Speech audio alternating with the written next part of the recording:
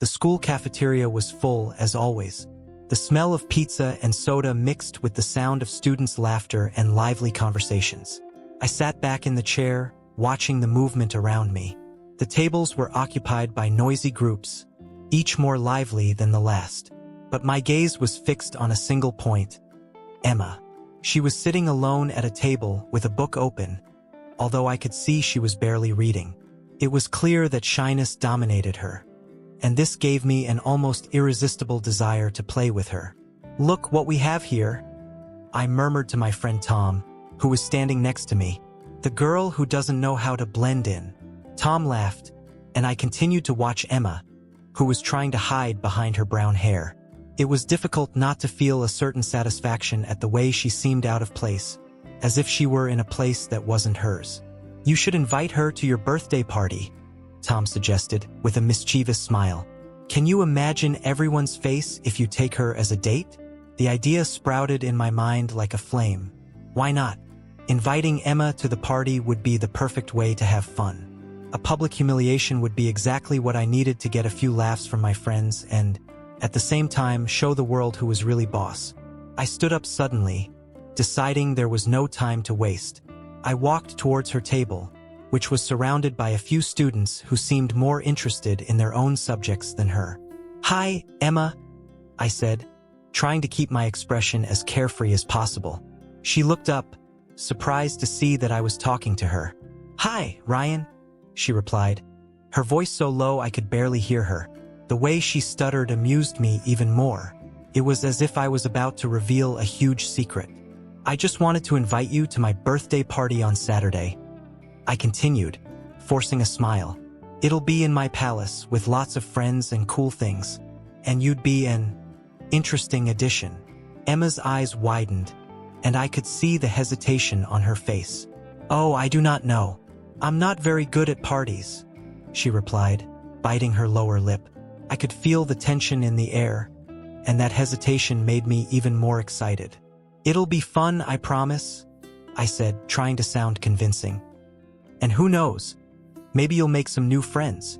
That was true, but not in the way she was imagining. I knew my friends would be ready to make jokes, and that was exactly what I wanted. "Okay, I think I can go," Emma said hesitantly, accepting the invitation. The smile that formed on my face was a mix of satisfaction and malice. She was so oblivious to what was about to happen. As soon as she said goodbye and returned to her book, I walked away, laughing softly with Tom. "This is going to be epic," I declared, feeling a growing excitement. She doesn't know what awaits her. Upon returning to my table, my friend's laughter echoed in my mind, and the thought of seeing Emma being mocked made me even more excited. But as the day progressed, a little doubt began to creep into me. I didn't really know Emma. What I knew about her was just what others said. A simple, plain girl who dressed sloppily. But there was something in his expression as he accepted the invitation that made me hesitate. I wondered if, perhaps, she wasn't exactly as everyone thought. However, these small reflections were quickly forgotten when I returned to focus on what really mattered: the party and the spectacle that was about to unfold. Emma didn't know it, but her life was about to change in ways she could never imagine, and I was excited to see it all happen.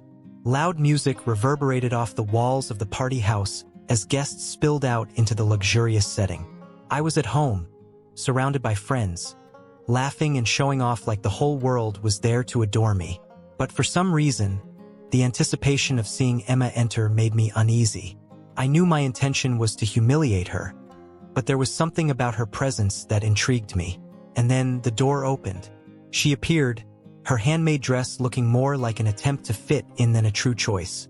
The shyness on his face was almost palpable, and at first, I laughed.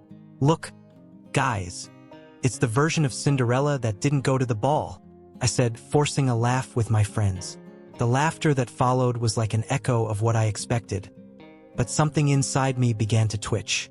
Emma was unfazed. Instead, she smiled, a genuine smile that seemed to say, "You won't bring me down."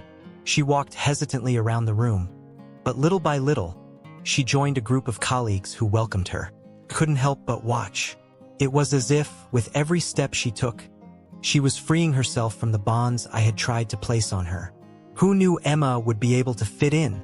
I commented, trying to maintain the facade of superiority. But inside, I was starting to feel threatened. Her confident look, even if shy, was something I didn't expect. "Do you really think she's going to stick around, Ryan?" asked one of my friends, laughing. "She's the last person who should be at a party like that." I just smiled, but the truth was I was starting to get anxious. What I expected to be a fun night became increasingly uncomfortable. After a while, the music changed and, with it, the atmosphere of the party. Emma was surrounded by people who seemed to genuinely enjoy her presence. "Look, she looks like she's having more fun than us," said a friend, while I tried to hide my irritation. The idea that Emma could be more than just a joke perplexed me. After all, I had planned everything so that she would be the target of the night. I decided it was time to act. I approached her and, with a sarcastic smile, said, "You're not scared of being the center of attention, are you? After all, it's just a birthday party, not a fashion competition." Her gaze fixed on me, but instead of flinching, she replied firmly, "No, Ryan, I'm here to have fun, not worry about what you think." The laughter around them stopped, and an awkward silence took over the room.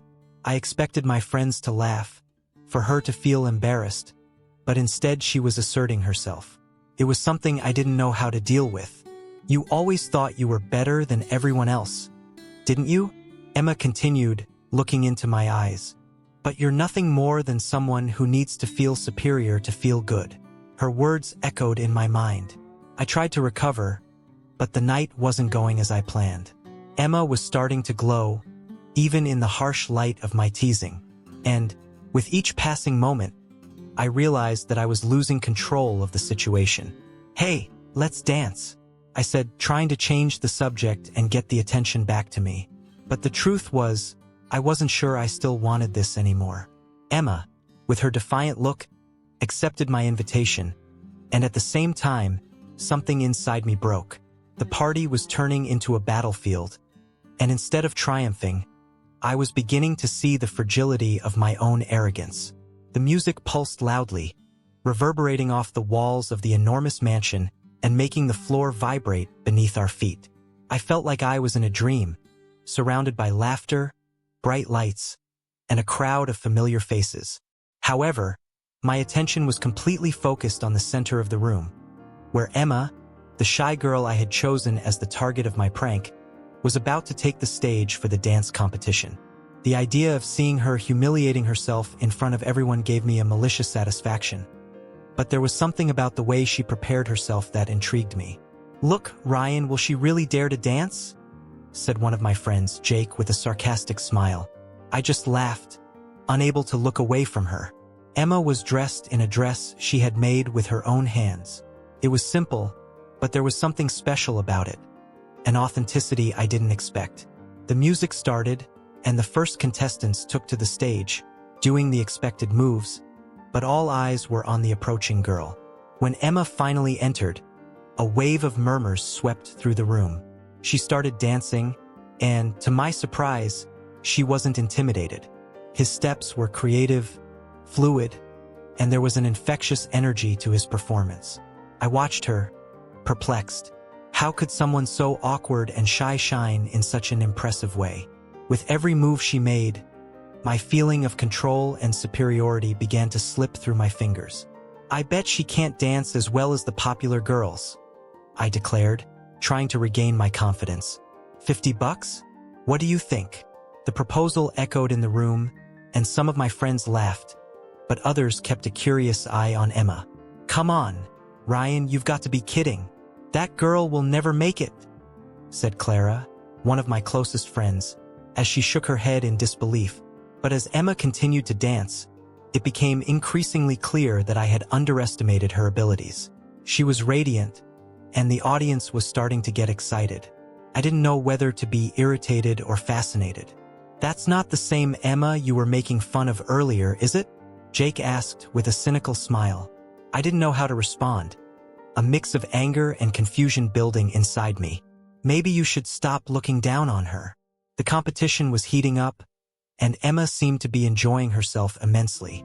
The way she moved, the confidence she was gaining with each step, it was as if she was freeing herself from all the chains that held her back. I could no longer ignore the fact that she was, in fact, defying my expectations. The audience was now on their feet, applauding and shouting his name. When the song came to an end, Emma took a bow, and the room erupted in applause. My heart was racing, not with excitement, but with frustration. The competition was over, and I had lost not just the bet, but the sense of control I had always had. I looked at my friends' faces and noticed that most of them were in awe, not laughing or mocking as I expected. Did you see that? She was incredible. Clara was beaming, while Jake watched me, a triumphant smile on his lips. I felt like I was in a nightmare. Emma had not only danced, but she had excelled in ways I never could have predicted. And to make matters worse, I was the only one who couldn't handle it. While Emma received the praise and recognition she deserved, I found myself caught up in a storm of emotions. What had I done? The party, which I had planned to be a spectacle of humiliation, had become a stage for displaying her strength. Deep down, a small part of me began to question what it really meant to be popular. The laughter and applause I had expected to hear was directed toward her, and I, who wanted to be seen as the king of the party, was now just in the corner, watching everything fall apart. "Ryan, what are you going to do now?" Jake asked me, and I didn't know what to say. I looked at Emma, who was now surrounded by new friends, and realized that the only thing I could do was accept that life wasn't always about control and superiority. It was about being true, and maybe, just maybe, I was about to learn that lesson the hard way. The atmosphere at the party had changed. The dance competition, which I thought would be my trump card, turned into a nightmare. Emma had defied all my expectations, dancing with a lightness and confidence I never imagined she had. As the applause echoed around me, I felt my blood boil. What was I doing there, surrounded by friends who weren't really friends at all, but just an audience for my selfish show?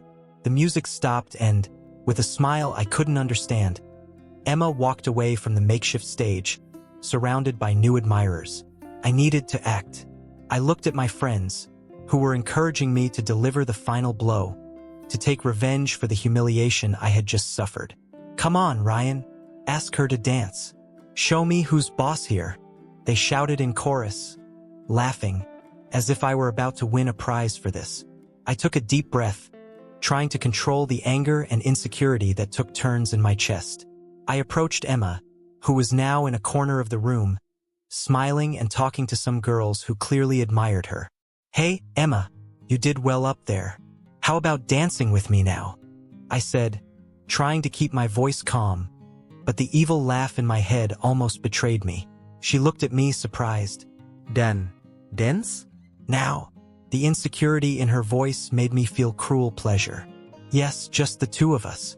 Come on, let's have some fun," I insisted, pulling her to a more isolated space. When we reached a corner away from the party, the atmosphere seemed heavier. My friends' curious gazes weighed heavily on us, and I knew that what I was about to do would become a spectacle. "You know, Emma," I began, trying to sound casual, "it's not every day someone wins a dance competition, especially someone like you." The words came out of me like poison, and I knew I was digging an even deeper hole. Emma, however, was undeterred. "You mean someone like me? The shy one who doesn't fit your popularity standards," he said, his voice firm, but with a touch of sadness. "If you are here to humiliate me, know that I will not let you have the satisfaction." My friends started laughing, and I realized I had gone too far. "What do you have to say about your life, Emma? Come on, tell us. What did you do before coming here? You sewed the dress yourself, didn't you? How interesting," I said, trying to make her look ridiculous, but there was a spark in her eyes that intrigued me. She took a deep breath, and instead of losing control or getting upset, she started talking. "Actually, I've always made my own clothes, but not only that. I grew up in a home where what mattered was love, not looks or wealth. My parents always taught me to value what really matters in life." With every word, I felt like I was being struck by lightning. Her confidence, her sincerity, all of this was disarming my plan. "You know, Ryan, I've been through things that you may never have to face. But that doesn't define me. I don't need your approval or your friends' approval. What really matters is being true to yourself and others. Silence fell between us, and my friend's laughter faded. I didn't know what to say. Emma continued, her gaze firm and determined. I just wanted you to understand that humiliating someone doesn't make you feel better, and I won't let that happen to me. At that moment, I realized that my plan to deal a low blow had turned against me. What I expected to be a humiliation turned into a lesson. Emma, with her quiet strength, was making me reflect on who I really was and what I was doing with my life. I couldn't laugh anymore. I could no longer act like the arrogant rich kid I always was. Emma had become a symbol of resistance, and I, a simple boy who lost himself in his own arrogance. And as the music continued to play in the background, I knew something had changed. The real party was about to begin, but not as I had planned. The atmosphere at the party was filled with tension that I had never felt before. As the guests' laughter and whispers echoed around me, I found myself in a sea of insecurities and uncertainties. Emma, with her unexpected courage, had left me perplexed. The way she stood up and spoke about her life was a slap in the face that I didn't expect. That shy girl, who I thought was just a good joke, was now becoming a force of nature. You don't know what it's like to be judged, do you, Ryan? Emma's words still echoed in my mind. I walked away from the group, trying to find a place where I could think. The loud music and my friends' laughter seemed distant as my mind swirled in a whirlwind of confusion and shame. What was I doing with my life? What did I really want? That's when, suddenly, something made me stop. I found an old diary on a table nearby, almost forgotten among glasses and bottles. It was my mother's. The smell of the yellowed paper brought me back to moments in my childhood, when she was still alive. I opened the pages with shaking hands, and her words hit me like a wave. She talked about the importance of empathy, respect, and treating others with dignity. Ryan, she wrote, true wealth is not in what you have, but in what you are able to give to others. Never forget that. Tears started to slide down my face. I had lost myself in a sea of superficialities and arrogance, forgetting these teachings. Emma had shown me something I couldn't see, the beauty of being authentic and the strength that comes from within. I decided I needed to do something about it. But when I returned to the group, I realized that the pressure from my friends was at an unbearable level. They laughed and made jokes about Emma, trying to goad me into continuing the humiliation. Oh, come here, Ryan.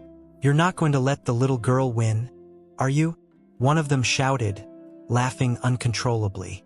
I looked at Emma, who was in the corner, surrounded by new friends. She was smiling, but there was a vulnerability in her gaze that struck me deeply. This wasn't the same girl I had tried to belittle. She had grown in strength and dignity, while I was sinking into mediocrity and fear. Hey, guys, I said, trying to find my voice.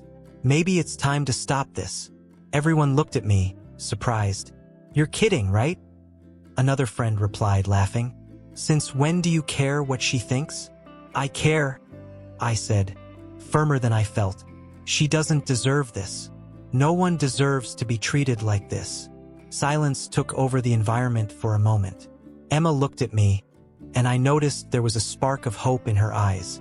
Ryan, you don't have to do this, she murmured, her voice barely above a whisper. You can be better. I know, I replied, feeling the adrenaline rush through my veins. And I want to be. I want to apologize. I want to learn to be a better person. One of my friends let out a nervous laugh. Look, the rich guy now wants to be the good guy. This is hilarious. But instead of letting it shake me, Emma's words echoed in my mind. I couldn't go back anymore. It was time to face the truth, not just for myself, but for everyone there. If I can be honest for a moment, I began, voice shaking. I've been such an idiot. I don't know why I let this need for popularity drive me. I just wanted to be accepted, but I realized that it's not worth it if it means hurting others. Emma, I'm so sorry. I really am. Very. Looking at her, I saw that a part of my arrogance was melting away. The words I never thought I'd say were coming out. and I didn't want to take them back. Emma smiled slightly, but there was something deeper in her gaze. It was as if, in that moment, she saw me for the first time, not as the arrogant rich kid, but as someone who was trying to change. The voices around me began to quieten, and I realized there was a new dynamic in the air. Emma was changing everything, and for a moment I felt like I could change too. The music echoed throughout the party, but my mind was far from the upbeat beat. My friends, the ones who had always been by my side, were pressuring me to continue with Emma's humiliation. As I watched the girl, now surrounded by a group of admiring students, a twinge of uneasiness began to unsettle me. Emma was beaming, her confidence outshining even the most popular faces in the room. "Go, Ryan. Do it. It's now or never," shouted Jake, one of my closest friends, with a mischievous smile. He seemed amused by the idea that I could still turn things around, but a part of me was conflicted. I felt like an idiot, a coward. What I was about to do was not just cruel. It was unnecessary. "Oh, I'm going for a walk," I muttered, trying to escape the pressure. But before I could move away, Emma stood up. She took a deep breath, lifting her head with a determination I'd never seen before. The murmur in the room died down, everyone turning their attention to her. "I can speak." His voice was firm, but there was a soft vulnerability that made me stop. All eyes were fixed on her, and in a moment I realized that she possessed more courage than I ever would. "I know a lot of you are here because of Ryan and the party, but I want to say something that might seem strange." Emma hesitated for a moment, and I felt my heart quicken. Change is an important part of who we are. We all make mistakes. Me, you, even Ryan. She looked straight at me and I couldn't look away. But instead of continuing to hurt each other, perhaps we should learn from this. I know many of you have fun at the expense of others, but what if we stopped looking at what is wrong and started appreciating what is that right? What really matters? The room was completely silent, and I could feel the tension in the air. Recently, I helped organize a donation for our school, not because I wanted recognition, but because I believe we can make a difference. And that's what matters, right? Not what we wear or how many followers we have, but the impact we impact on the lives of those around us. She smiled, a genuine smile that lit up her face. The reaction was instantaneous. Some students started to applaud, and I realized that Emma had conquered a space that I never imagined she would achieve. That room, once full of laughter at her expense, was now full of respect. I looked around me and saw the look of confusion on my friends' faces. They didn't know how to react. "Ryan, you really need to apologize," said a girl in the class, her voice cutting through the silence. "We all know you were wrong." Her words resonated with me, as if I were being forced to look into a mirror that reflected the truth I had ignored. Emma wasn't finished. She looked at me, and the intensity of her gaze made me feel small. "Change starts with small steps. We can all be better. Ryan, you can be better." What she said sounded like a challenge, and I felt the pressure of her words invading my being. I took a deep breath, unable to ignore the truth that Emma had laid out in front of everyone. "Sorry," I finally said, voice breaking. "I'm sorry about everything. I shouldn't have treated Emma like that. She didn't deserve it.